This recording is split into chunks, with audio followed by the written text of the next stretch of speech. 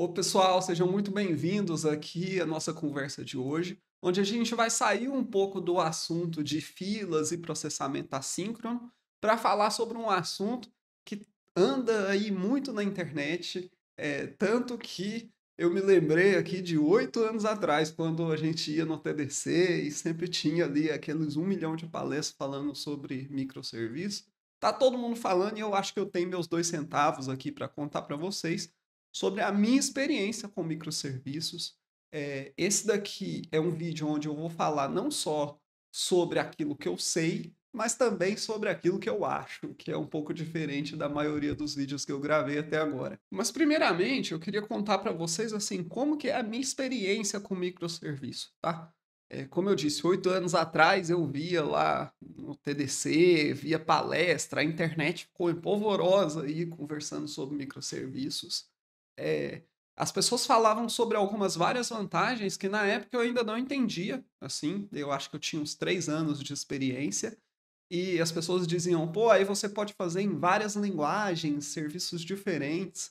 Para mim aquilo não fazia tanto sentido assim, porque, para ser bem sincero, na época eu programava apenas Java, eu sequer conhecia outras linguagens assim, ativamente, né, para programar.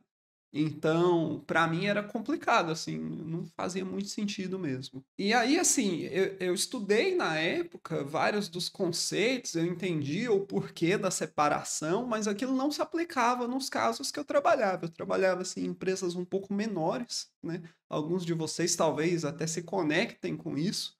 Aonde você trabalha com um serviço só, você faz o desenvolvimento, a release, às vezes não é nem semanal, é de mês em mês, né?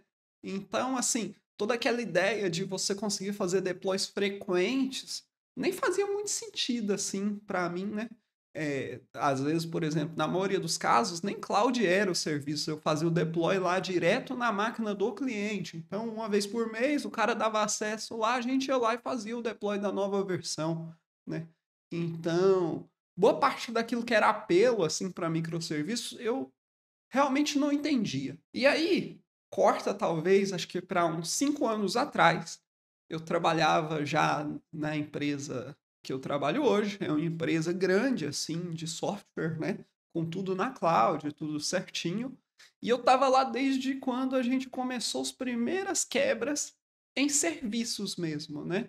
É, não diria assim microserviço, as pessoas têm essa visão, né? Alguns autores até defendem assim, quanto que é o tamanho de um microserviço? É algo que você possa reescrever em 2 semanas, vamos supor.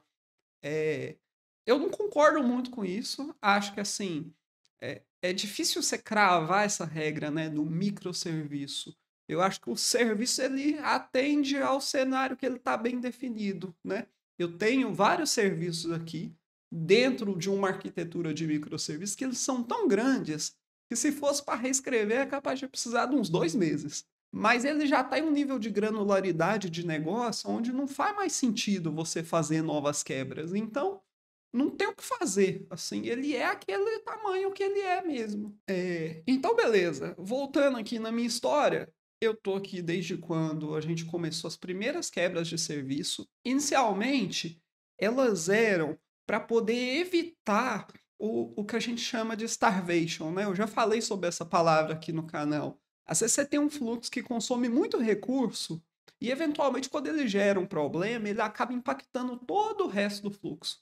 Então, assim, as primeiras tentativas de quebrar em serviços foi, na verdade, particionar deployments de um serviço que já existia. Então, ou seja, não foi criado novos artefatos. Era o mesmo artefato, mas com um deploy diferente em máquinas separadas.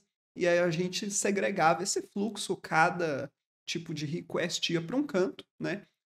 Apesar de todos os serviços serem capazes de responder a todo tipo de request, né? No começo, eles ainda estavam todos pendurados em um mesmo banco de dados, assim, não tinha nenhuma separação de contexto, nada do tipo. E aí, com o tempo, a gente acabou chegando no problema que acho que é o mais comum para que você comece a de fato fazer uma quebra de serviços, né? Que é quando você bate um limite de escrita do banco de dados. Por exemplo, você tem lá uma máquina, por mais que seja assim uma máquina gerenciada, né? A AWS sempre fala para você: Não, aqui é scale infinito, você coloca aqui, mas no final, na prática, você tem uma máquina que ela tem uma capacidade de processamento, né, cores de CPU, uma capacidade de vazão de rede para poder pegar os dados e retirar os dados, é assim que é numa cloud, e no final você tem um storage lá, que esse storage se comunica com essa máquina via rede. Então, em algum momento, você vai bater nos limites, seja no limite do storage, normalmente não em tamanho, mas em capacidade de processamento de leitura de disco mesmo, né? Ou na vazão de rede, ou no processamento ali da instância que vai de fato processar aqueles dados, né? A hora que isso acontecer para a sua instância de escrita, acabou. Você não tem outra opção se não começar a quebrar esses domínios em outra base de dados. Aí você vai falar, pô, então a alternativa também é você quebrar a base de dados, mas continuar compartilhando o código, né? Normalmente, quando você já quebrou a base de dados, é fácil logo apartar o código, né? Você vai apartar o código, vai criar pools de conexão específico para isso, vai separar o domínio, e aí fatalmente já nasceu um serviço. Se é micro ou não, eu deixo para vocês avaliarem, né? Então, beleza. Assim nasceu toda uma cultura de serviços, né? E hoje diria que a gente trabalha em um ambiente de microserviço mesmo, porque, sei lá, tem milhares de serviços dentro da empresa. Uma outra experiência que eu tive, onde acabaram surgindo microserviços, é um cenário aonde a gente nunca ia bater o limite de banco de dados, porque na verdade essa app é uma app de borda, o que a gente chama de BFF, né, ou Back-end for Front-end, e basicamente o que ele faz é receber as requests em um determinado formato, repassar a request para um serviço e depois obter a resposta e converter de novo para o formato que uma tela consiga ler, né? É um pattern muito comum. A questão é que a gente, com alguma frequência, tinha alertas ali nesse serviço, e esses alertas, eles eram meio sem dono. Por quê? Porque o serviço falou assim, ó, o BFF alarmou. Quantas equipes trabalham ali em cima daquele BFF? 15 equipes, talvez, né? Porque ele é só uma casquinha, na verdade, para dar acesso a outros domínios dentro da empresa, né? Era um pouco problemático você fazer esse trampo de triar inicialmente o alerta, para depois você sair caçando, marcando o time, falando, olha, provavelmente é a sua parada aí, né? No próprio acionamento do BFF, a gente tinha muita gente, né? Então, isso bota uma carga cognitiva em cima do dev. Eu vou repetir essa palavra do carga cognitiva mais algumas vezes aqui ao longo desse vídeo, para dizer que assim, ó, é sempre muito ruim quando a gente faz uma quebra no trabalho de alguém, né? Digamos, você está trabalhando lá, aí rola um acionamento, você tem que parar para poder olhar. Você faz um shift mental para aquele análise, aí você fala assim, opa, esse não é meu, é do fulano, né? E também isso gera aquele tipo de alerta que as pessoas podem em algum momento começar a pensar assim, porra, nunca é meu, então eu não vou olhar mais, né? Isso é muito ruim para a empresa.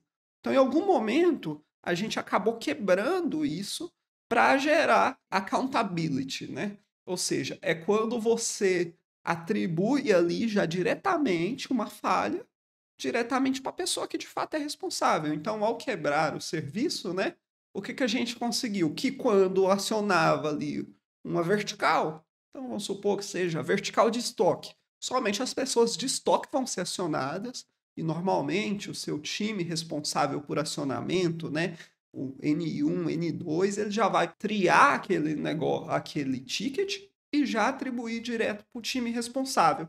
Então, isso evita que você fique parando outros times para poder fazer uma análise. Então, ou seja, agora saindo aqui da parte de história, né, os casos que eu já vi de quebra mesmo, que esses casos de fato foram necessários, tá? Não vejo que a gente tinha outras opções, inclusive alguns deles ocorreram já sob pressão mesmo, porque os serviços simplesmente não se seguravam em pé. Então eu queria falar sobre algumas das vantagens que a gente tem aqui quando a gente pensa em microserviços, algumas das vantagens que inclusive são propagadas. Eu vou destacar algumas delas que eu não necessariamente entendo como vantagem, tá? Mas aí é uma visão minha pessoal. Então, ou seja, a primeira que eu falei é essa visão do acionamento, assim.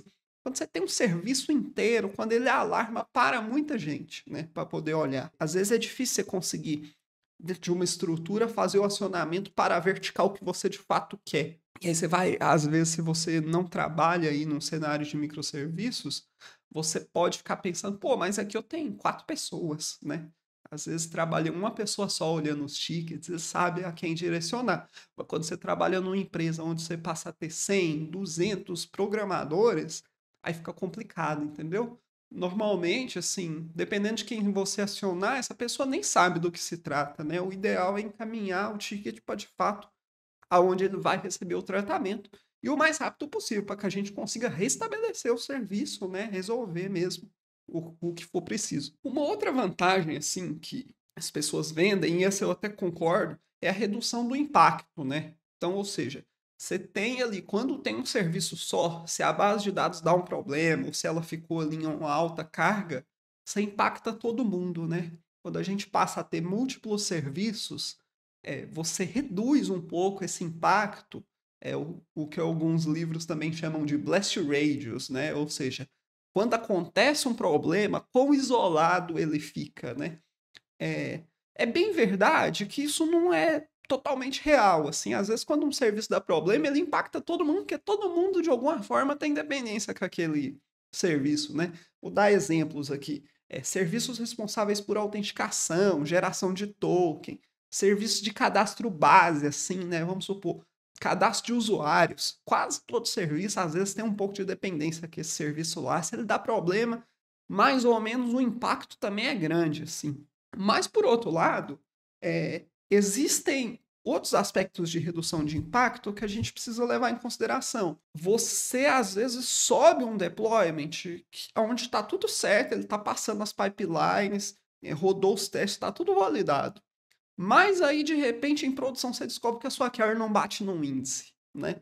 E aí, portanto, ela enche o banco de dados e estoura tudo, né? Em um cenário mais onde você tem serviços apartados, esse impacto às vezes pode ficar só contido ali naquele serviço, não cascateando para todos os outros serviços da plataforma. Então, se o seu banco de dados é compartilhado entre todo mundo, quando alguém estoura o banco de dados, todo mundo sofre, né? Então, é bem comum que talvez os serviços todos fiquem offline. Isso, inclusive, acaba ganhando um pouco de velocidade para você fazer deployments. Porque às vezes o time está começando um serviço novo e ele pode ir fazendo os deployments à medida que for preciso, qualquer hora, qualquer momento. Por quê? Porque aquele serviço ali está em construção, não tem impacto com ninguém. Agora, quando a gente trabalha mais num cenário monolito, a gente, ao desenvolver novas features, né, elas dificilmente vão para a produção rapidamente e normalmente a gente tem até horários específicos para poder fazer o deployment, né? O que acontece também num cenário de serviço, principalmente para os serviços mais core, assim, aonde às vezes passa o seu fluxo principal do seu ecossistema, esses serviços têm até restrições assim de deployment, né? Não é toda hora que você pode fazer. Mas aí então você tem essa vantagem, né? Na construção de novos serviços, eles podem seguir um fluxo assim muito mais tranquilo, né? De release. Diferente realmente do desenvolvimento ali de um serviço ou um monolito que, mano, não dá para ficar toda hora você fazendo o deployment daquilo. Porque, assim, por mais que às vezes a gente tenha técnicas como, ah, beleza, eu desenvolvo numa branch, né? E aí eu disponibilizo para teste, vamos supor que tenha teste, né? Tem o seu QA, vai lá, vai validar a sua branch. O ideal seria que também, a partir do momento que mergeou com a master, rode outro teste também. E às vezes nem só os testes unitários são suficientes para isso, às vezes precisa de uma validação assim adicional, né? Tem essa dificuldade quando todo mundo trabalha no mesmo code base, né? Às vezes ocorre de tipo, alguém mergeou na master, aí veio o outro, precisou subir um hotfix, esse hotfix já carregou a feature do outro para produção. Às vezes não era o ideal, né, ter carregado para produção. Ou então, às vezes o hotfix dá problema, a pessoa precisa reverter ali muito rápido para poder reestabelecer o sistema, faz rollback na feature do outro. Então, assim, são coisas que de fato têm esse impacto mesmo. E quando você trabalha em serviços separados, você acaba mitigando um pouco isso, né? Principalmente se o serviço está restrito ali somente à equipe mesmo. Um outro ponto que as pessoas trazem assim de ganho na velocidade de desenvolvimento, e esse daí eu vou até tem uma parte que eu discuto um pouco, é que as pessoas dizem assim, pô, então, se eu precisar desenvolver uma feature, eu só faço aqui no meu e já faço o deployment. Mas assim, da minha experiência, é muito raro que você consiga, assim, num ecossistema grande, fazer features que elas estão restritas somente ao seu serviço, né? É, normalmente, vamos dar um exemplo aqui. Eu sou o time de estoque. Mas o estoque, às vezes, tem uma dependência grande com as vendas. Então, se eu faço uma alteração aqui, às vezes, para poder ativar mesmo a feature, eu tenho que modificar lá na vendas, né? E aí, normalmente, existem duas alternativas. Uma é, às vezes, eu mesmo vou lá e faço a implementação no time de vendas, e beleza, combino com eles para que eles façam review e deployment posterior. Ou eu tenho que ter esse ponto de contato com o time lá responsável pelo sistema de vendas. O que todo mundo que já trabalhou em uma empresa grande de software, na verdade, diria não só de software, todo tipo de empresa grande, né? Cada time tem seus principais focos, né? Às vezes a feature nova não, que é foco para você não necessariamente é foco para a pessoa também. Tem essa dificuldade de interação entre times mesmo, né? E aí o que eu queria comentar é o seguinte, essa visão de que às vezes o desenvolvimento vai ser mais rápido, ela acaba sendo frustrada pelas interações que agora os serviços estão completamente divididos.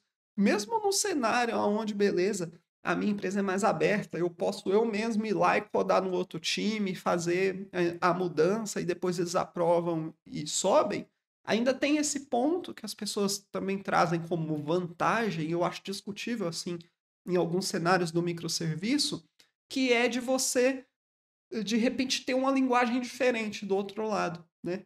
O que é completamente ok, de fato, a gente escolhe linguagens para poder resolver problemas específicos, tá? Acho que um dos primeiros cenários em que eu mesmo utilizei isso, eu era programador Java, mas a gente precisava disponibilizar endpoints mesmo para receber o request dos usuários, tinha uma etapa de pooling ali, e o Java não era uma decisão muito boa na época para isso, principalmente pelas requests serem uma thread mesmo dentro do pooling. Então a gente acabou usando o Node.js. Imagina, você tem aqui o seu dev júnior, dev pleno, ele tá aqui programando em Java no sistema dele, tudo tranquilo. Aí beleza, você dá uma task que ele descobre que tem uma interação lá com o time de vendas. Ele chega lá e tem um Golang. É uma linguagem completamente diferente assim, né? Ele vai aprender? Vai. Mas perceba que há uma carga cognitiva maior, assim, talvez ele nunca tenha tido uma interação com o Golang, essa task vai demorar um pouco mais. Alguém vai ter que parar para poder auxiliar ele, né? Mesmo que você seja, assim, um desenvolvedor já de carreira larga, né?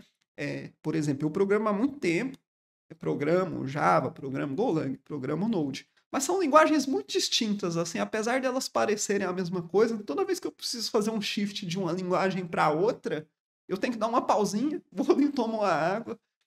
E com frequência, às vezes eu me pego chamando um método, alguma coisa assim, que não está disponível naquela linguagem. Isso ocorre muito comigo quando eu vou trabalhar em algum código que é Java, porque hoje, primariamente, assim, às vezes eu trabalho mais em Kotlin, né? Mas às vezes eu caio num código Java e aí eu me vejo chamando códigos de Kotlin que simplesmente não compila. Aí eu vou vendo a ideia me avisar e eu, opa, tô no Java, né? Então, tem isso assim, né? O agregar várias linguagens, ela tem sua utilidade, né?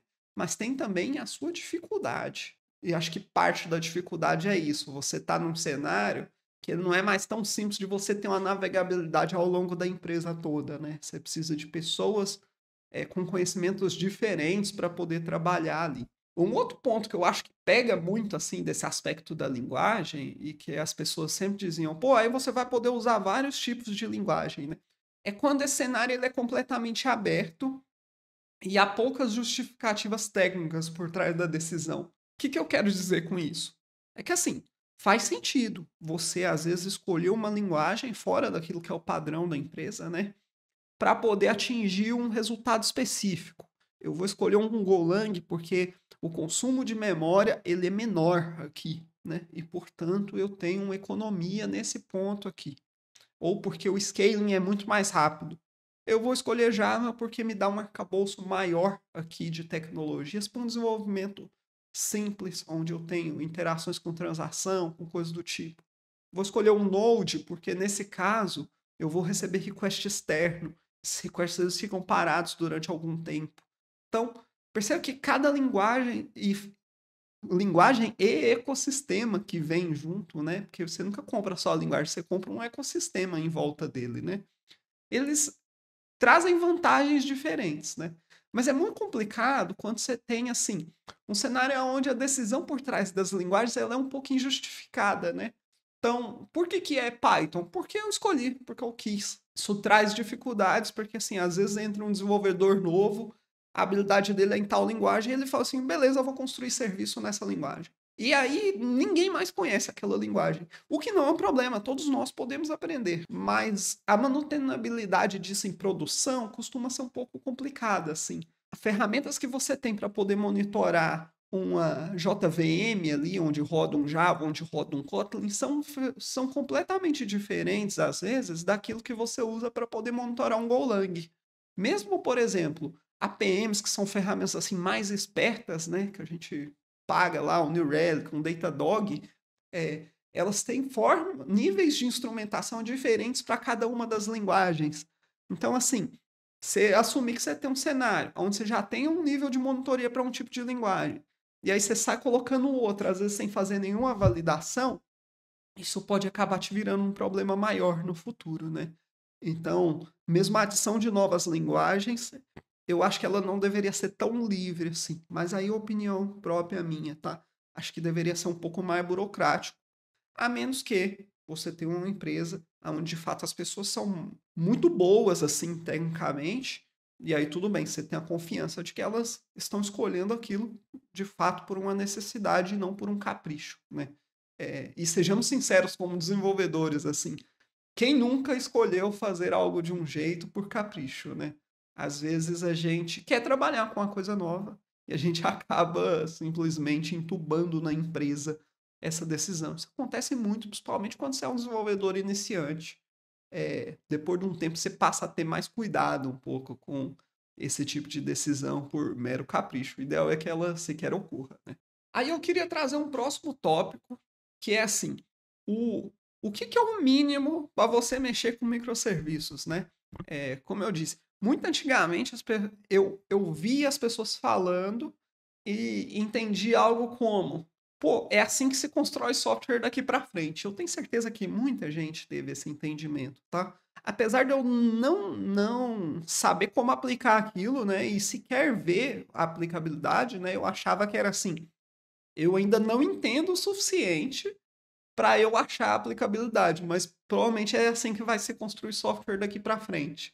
Muito rapidamente, as pessoas tentando microserviços perceberam de que não é essa a visão, assim, a ideia é que você, de fato, aplique em cenários onde você precisa. Qual que é a principal dificuldade, né? Às vezes você trabalha num cenário, cara, onde você não tem um mínimo de monitoria, você não tem um mínimo de rastreabilidade das operações que rolam dentro da sua aplicação. Para poder você olhar um erro, você tem que ir lá e grepar um log, você tem que ir lá e conectar na máquina, ler o log que ele está gerando no output, né? Se você ainda está nesse nível, não tem condição de você estar pensando, por exemplo, em quebra de serviço. Assim, minimamente você deveria ter um agregador de log, alguma coisa que um logz, um Greylog, alguma coisa assim, acho que Splunk tem também, né? Que vai juntar esses logs de diferentes apps e agregar eles em um local só, permitir que você consiga fazer uma busca completa ali, né? Porque senão, imagina o quanto você vai piorar a sua qualidade de vida. Sempre pensa nesse aspecto, assim. Você está num serviço que, para eu analisar, eu tenho que fazer um SSH, ir lá, baixar o arquivo e grepar ele. Agora, e quando você tiver dois serviços? Você vai ter que acessar em dois lugares, grepar. E quando tiver três, você vai ter que acessar em três lugares e até achar o seu problema. As requests elas vão passar de um para o outro. Se você não tem esse mínimo, você pensar em qualquer coisa, assim como serviços distribuídos, é só uma ilusão. Você está caçando problema para sua cabeça. Outra coisa que também, assim, eu entendo que seria o mínimo, né? Você conseguir ter um tracing das suas requests, assim, quanto tempo ela gastou em cada parte, né? Um APM bom consegue fazer isso para você. Mas se você não sabe, por exemplo, quanto tempo a sua request ficou no banco, quanto tempo ela ficou fazendo request para um serviço externo, isolar qual que é o request HTTP, saber se aquele serviço ele está respondendo com 200 ou se está respondendo com 500. Se você não tem isso, é muita loucura, assim, eu diria que é até insanidade você começar a pensar em quebrar isso em mais serviços. Se você de repente falar para mim, Ricardo, eu tô batendo no meu limite de hardware e é por isso que eu vou quebrar, mas você não tem esse tipo de monitoramento, pode correr atrás do monitoramento antes. Quando você analisar, você vai achar o gato que tá batendo aí a sua arquitetura no máximo, tá? Então, assim, um nível de monitoramento mais a fundo, eu entendo que é muito básico, assim, para que você consiga, pelo menos, se imaginar quebrando seus serviços, tá? Antes disso, eu acho que é um desperdício de tempo, acho que é um desperdício de recurso. E aí até me leva para o pensamento assim de empresas novas que nascem, e aí tudo bem se for serverless, né, que normalmente você trabalha assim às vezes com funções lambda, coisas do tipo, elas já são distribuídas mesmo. Pode ser uma decisão interessante da perspectiva de custo para quem está começando, que você não paga a máquina para ela ficar online todo o tempo. Mas assim, se você está começando com um serviço e já quebrando 2, 3 serviços, cara, eu acho que tem muita chance de dar errado, sabe? É, faz um serviço só, espera essa startup sua ganhar dinheiro, a hora que ela ganhar dinheiro mesmo, que você começar a ver pressão em cima de hardware, alguma coisa assim, aí você começa a quebrar, sabe? Constrói um monolito assim, mais modular, que já pensando talvez nessa futura quebra, mas não quebra de cara, não. Você vai ter muito mais problema do que solução para você. E aí, já tendo falado aqui sobre essa parte serverless, sobre Lambda, eu queria trazer aqui que hoje eu estou com a minha camisa da AWS, né? A empresa que mais ganha dentro do mundo do software com as besteiras que a gente faz, né? De sair separando o serviço e essa parada toda. É, e aí, eu queria já deixar registrado, assim, se ainda não ficou claro nesse vídeo, é que eu não tenho que advogar nem em favor nem contra de microserviços, né? Eu já trabalhei tanto no cenário com um serviço só, que às vezes você trabalha até 200 pessoas ali em cima daquele serviço. É um inferno, mas trabalha, né? E também já trabalhei num cenário extremamente distribuído, onde às vezes o serviço tem nem dono, de tanto serviço que tem, assim. Às vezes tem serviço que tem um dono só. Às vezes tem uma equipe que tem 5, que tem 10 serviços diferentes. Eu vejo que cada um deles se aplica a um cenário. Mas primeiro, assim, acho que o que motivou boa parte da discussão aqui recente foi o post do Prime Video, né, falando sobre redução de custo, né?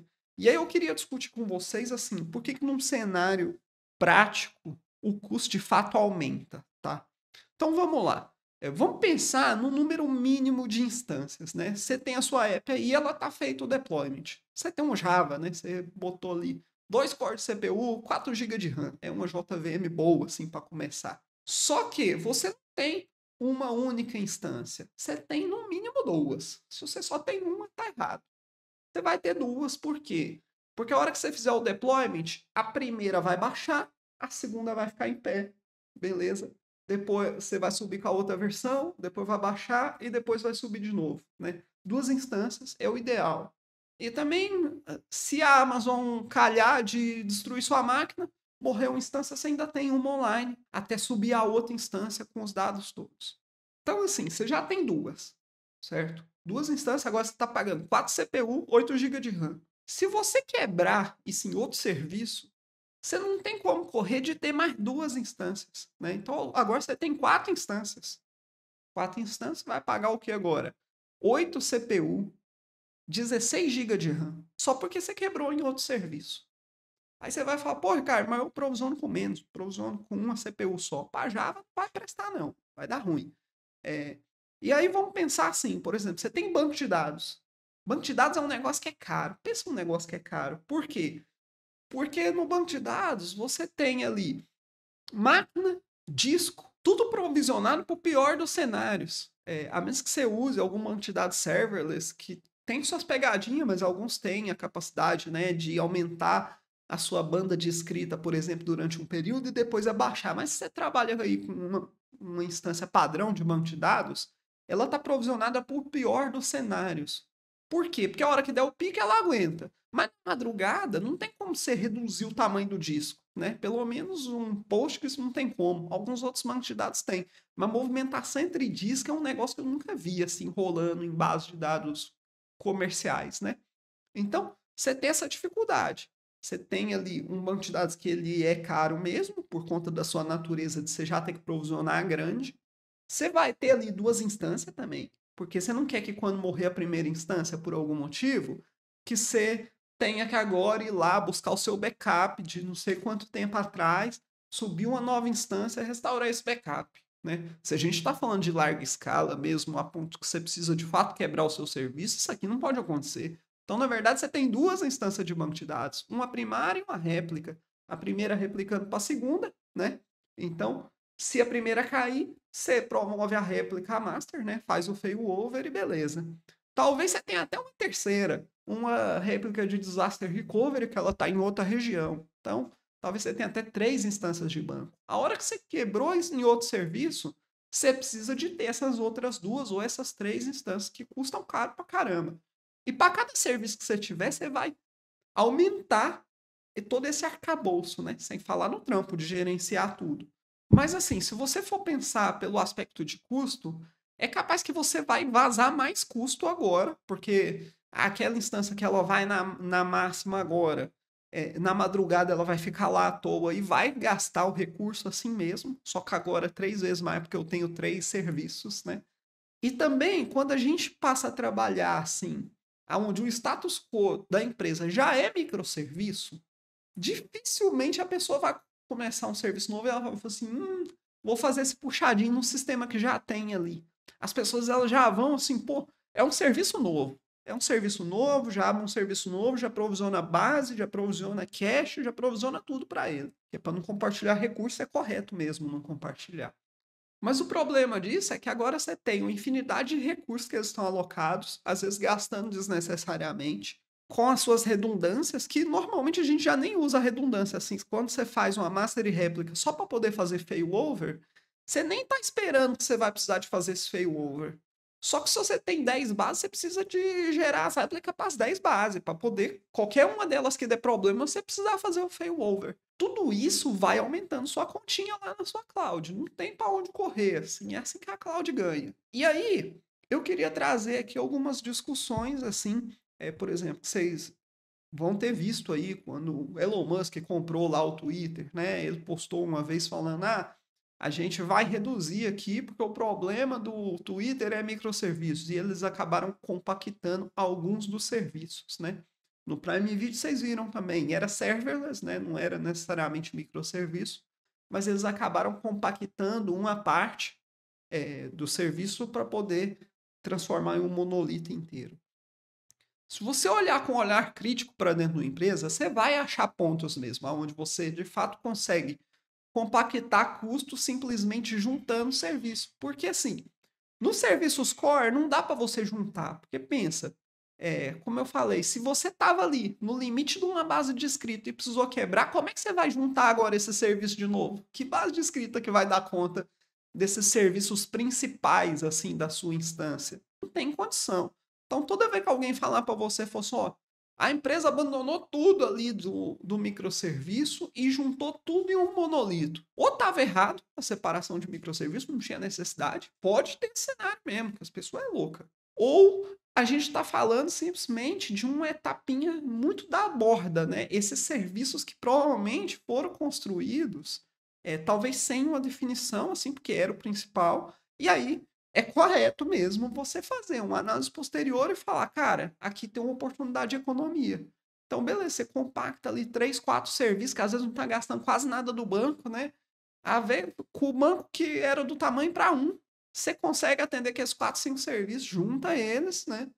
E aí, beleza, você pode matar as instâncias, né? Vai gerar uma economia para você. Se ela é expressiva ou não, aí vai depender de qual que é o cenário, né? Você também vai reduzir o gasto com rede, né, da comunicação desses serviços um com o outro, dependendo de como tiver a organização aí da sua cloud. Às vezes está em contas separadas, precisa fazer um tráfego externo, né? Alguma coisa assim. De fato, você tem custos a mais por microserviço, quem está tratando algo desse sentido, assim, como uma novidade, não entendeu, assim, não tem como você correr de não ter custos, né? E até por isso que a gente analisa e aplica somente aonde é necessário. E assim, se tem oportunidade para economia, assim, se dá para algum ponto eu olhar e falar assim, pô, fiz uma descoberta aqui, aqui tava jogando recurso fora. Eu posso juntar aqui e economizar. Cara, corretíssimo, tem que fazer isso mesmo. Principalmente se for uma solução inteligente pra caramba, como foi a do Prime Video, faz um paper, joga mesmo, para que a gente tenha esse entendimento.